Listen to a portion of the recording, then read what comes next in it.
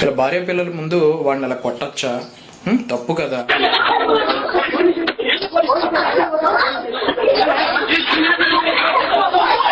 తెల్లకుల మనోహర్ అంట, వాడు పొద్దుటూరులోనే ఎక్కడో మరి రాముడు గాని కృష్ణుడు గాని వీళ్ళు కొత్త దేవుళ్ళు, వీళ్ళు దేవుళ్ళు కాదు, కార్పొరేట్ దేవుళ్ళు. వీళ్ళు కొత్తగా సనాతన ధర్మం అనే ఒక పదాన్ని తీసుకొని వచ్చి ఖచ్చితంగా ఇలాంటి వాడికి ఒకటి కాదు 10 సార్లు ఒంగోబెట్టి గుద్దినా కూడా తప్పులేదు. అందరికీ చేసిరా మిత్రులారా. నేను మీకు ఐడియా, నిన్న సోషల్ మీడియాలో ఒక వీడియో వైరల్ అవుతుంది మిత్రులారా. అదేంటంటే ఒక ఆయుర్వేదిక్ ఏదో షాప్ నడిపించుకున్నటువంటి వ్యక్తి మీదకి కొంతమంది హిందూ బంధువులు వెళ్ళి దాడి చేయడం జరిగింది. ఏ విధంగా అంటే వాడిని ఒంగోబెట్టి మరీ గుద్దారు, గట్టిగా గుద్దారు.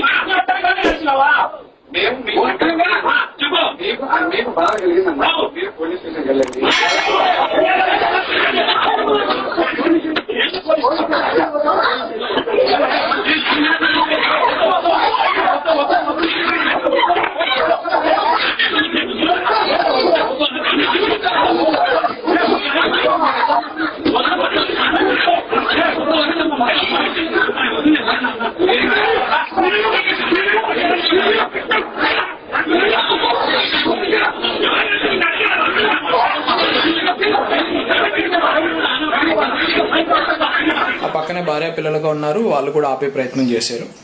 అయితే అలా చూసేసరికి, ఆ వీడియో చూసేసరికి ఎవరికైనా ఏమనిపిస్తుందంటే, అయ్యో పాపం హిందువులు ఏంటి ఎంత మూర్ఖంగా ఉన్నారు, మరీ ఎంత మతోన్మాదుల్లా ఉన్నారేంటి, ఇలా భార్య పిల్లల ముందు వాడిని అలా కొట్టచ్చా? తప్పు కదా. వాడు ఏం తప్పు చేసినా కూడా క్షమించాలి, అవసరమైతే కంప్లైంట్ ఇవ్వాలి, లేకుంటే కూర్చొని మాట్లాడుకోవాలి. అలా దాడి చేయడం కరెక్ట్ కాదు, ఇది ప్రజాస్వామ్యబద్ధంగా ఉండదు అంటూ వాడి మీద జాలి, అలాగే హిందువుల బంధువుల మీద కొంత కోపోద్రేగాలు పెంచుకునేటువంటి అవకాశం ఉంది. అది చూడగానే నాకు అనిపించింది, అయ్యో వాడిని అలా కొట్టేశారేంట్రా పాపం అని. అయితే అసలు ఎందుకు కొట్టారు అని చెప్పేసి నేను ఆరాలోకి వెళ్ళాను అనమాట. ఈడేమో తెల్లకుల మనోహర్ అంట, ఎవరైతే ఒంగోపెట్టి గుద్దించుకున్నాడు కదా, వాడి పేరు తెల్లకుల మనోహర్ అంట. వాడు పొద్దుటూరులోనే ఎక్కడో మరి నివాసమో లేకుంటే షాపో ఏదో నడిపిస్తూ అక్కడ ఉంటున్నాడు పొద్దుటూరు ప్రాంతంలో. అయితే అసలు ఈ గొడవ జరగక ముందు అసలు కారణం ఏంటి అని నేను చూస్తే ఒక్కసారి ఈ వీడియో చూడండి. రాముడు గాని కృష్ణుడు గాని వీళ్ళు కొత్త దేవుళ్ళు, వీళ్ళు దేవుళ్ళు కాదు, కార్పొరేట్ దేవుళ్ళు. వీళ్ళు ఇవన్నీ కార్పొరేట్ దేవుళ్ళు. శ్రీకృష్ణుడు గాని రాముడు కానీ బేసిక్ గా దేవుళ్ళు కాదు. ఆ పాయింట్ ఆఫ్ వ్యూలో ఏంటంటే రాముడు దేవుడు కాదు. కావాలని అక్కడ గుళ్ళు లేవు కాబట్టి, అక్కడ డబ్బులు లేవు కాబట్టి, సౌత్ ఇండియాలో లక్షల దేవాలయాలు ఉన్నాయి, కోట్లాది రూపాయల ఆస్తులు ఉన్నాయి అన్న దాని మీద ఇక్కడ ఆధిపత్యం తెలాయిచేదాని కోసం కొత్తగా సనాతన ధర్మం అనే ఒక పదాన్ని తీసుకొని వచ్చి చూసారా. ఇప్పుడు మాట్లాడాడు కదా, ఇంత గడ్డం పెట్టుకొని తెల్లగడ్డం పెట్టుకొని, రాముడు కృష్ణుడు అసలు దేవుళ్లే కాదు, వాళ్ళు కార్పొరేట్ దేవుళ్ళు అంటూ మాట్లాడుతున్నాడు కదా. వీడినే అక్కడ ఒంగోబెట్టి గుద్దారనమాట. అసలు ఎందుకు గుద్దారంటే, వీడు ఈ ఒక్క మాటలే కాదు, రాముడు కృష్ణుడే కాదు, భగవద్గీత రామాయణాన్ని తప్పుపట్టాడు, దేశాన్ని విడగొట్టాలని కూడా మాట్లాడాడు. ఏంటి, దేశాన్ని విడగొట్టాలంట. అంటే క్రైస్తవులకు ఒక మొక్క, ముస్లింలకు ఒక మొక్క ఇచ్చేసి మిగిలిన మొక్కలో హిందువులు ఉంటే తప్పేంటి అంటూ ఎంత చండాలమైన సెక్యులర్ మాటలు మాట్లాడాడు. వీడి మాటలు గతంలో వైరల్ కూడా అయినాయి, కాకపోతే వీడిని లైట్ తీసుకున్నారు. వీడు ఏమో మళ్ళీ కూడా వచ్చాడంట్రా కొత్తడు, మళ్ళీ వీడికి ఎలా బుద్ధి చెప్పాలి, ఒక క్రైస్తవుడో ముస్లిమో మతోన్మాదో ఏదో మాట్లాడుతుంటే దాన్ని ఏదో మనం తీసుకోవచ్చు, కానీ వీడు హిందువే అంటున్నాడు, హిందువుకి వ్యతిరేకంగా మాట్లాడుతున్నాడు, వీడిని ఎలా ట్రీట్ చేయాలని చెప్పి బుర్రలో బాదుకున్నాం.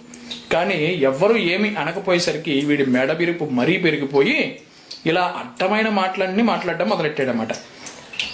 దానికి మరి హిందువులకంటూ మనోభావాలు ఉండవా? హిందువులు అంటూ ఉప్పు కారం తినట్లేదా, వాళ్ళ కోపం రాదా చెప్పండి?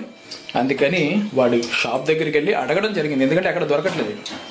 ఏమైందండి, ఎందుకు మా రాముడిని కృష్ణుని అలా కించపరిచారు, ఎందుకు మా మీద విషం చిమ్ముతున్నారు, దేశాన్ని విడగొట్టాలంటూ మాట్లాడుతున్నారు, మీరు సెక్యులర్ హిందువా లేకపోతే దేశ ద్రోహి మా హిందువులా నటిస్తున్నాడా, మాకు డౌట్గా ఉంది, అసలు ఎందుకు ఇలా అని చెప్పి మాట్లాడడానికి వెళ్ళారు ఫస్ట్. దానికి వీడు గీరగా ఏంది ఇంత ఆవేశంతో ఉన్నప్పటికీ, బాధతో ఉన్నప్పటికీ కూడా వాడితో మాట్లాడుతుంటే వాడు గీరగా, అయితే మీకు బాధ కలిగిందా, బాధ కలిగితే పోలీస్ స్టేషన్లోకి వెళ్ళి కంప్లైంట్ ఇచ్చుకోండి, స్టేషన్కి వెళ్ళండి, నా దగ్గరికి మీరు అడగడానికి సరిపోరు. మీరు నేను తిడతాను, నేను ఎలాగే విమర్శిస్తాను, ఏం పీక్కుంటారు పీక్కు అన్నట్టుగా పెద్ద బిల్డప్ ఇచ్చాడండి. అప్పుడు ఎవరికైనా తప్పు జరిగింది బాధపడుతున్నప్పుడు వాడిని క్వశ్చన్ చేసినప్పుడు సరైన సమాధానం చెప్తే, లేదా క్షమాపణ చెప్పకపోయినా ఏదో అనేసానండి, లేదా కట్ చేశారండి, ఇంకేదో సమాధానం చెప్తే అక్కడ దెబ్బలు తగలకపోతుంది వీడికి. కానీ వీడి చేసింది ఏంటంటే మరింత రెచ్చగొట్టేసి హిందువుల్ని చులకనగా చూడడం వీడు చేసిన తప్పు. ఖచ్చితంగా ఇలాంటి వాడికి ఒకటి కాదు 10 సార్లు ఒంగోబెట్టి గుద్దినా కూడా తప్పులేదు. హిందువులది ఏమాత్రం తప్పులేదు. ఇలాంటి వెధవలను ఖచ్చితంగా తరిమి కొట్టాలి. ఒకప్పుడులాగా హిందువులు లేరు, సహనంగా లేరు, మమ్మల్ని కెలికి వదిలిపెట్టారు. ఇక అణిచివేత నుంచి ఉద్యమం మొదలైంది. ఎవడైనా ఎక్కువ తక్కువ మాట్లాడితే వాడు ఎంతటోనైనా ఒంగోబెట్టి గుద్దుతారు. నేనైతే కొట్టిన ప్రతి ఒక్క హిందూ బంధువుకి పాదాభివందనం చేస్తున్నా. ఇలాంటి వెధవలు ఎక్కడ దొరికినా కొట్టాల్సిందే. జై శ్రీరామ్, భారత్ మాతాకి జై. నేను మీ కేడియన్.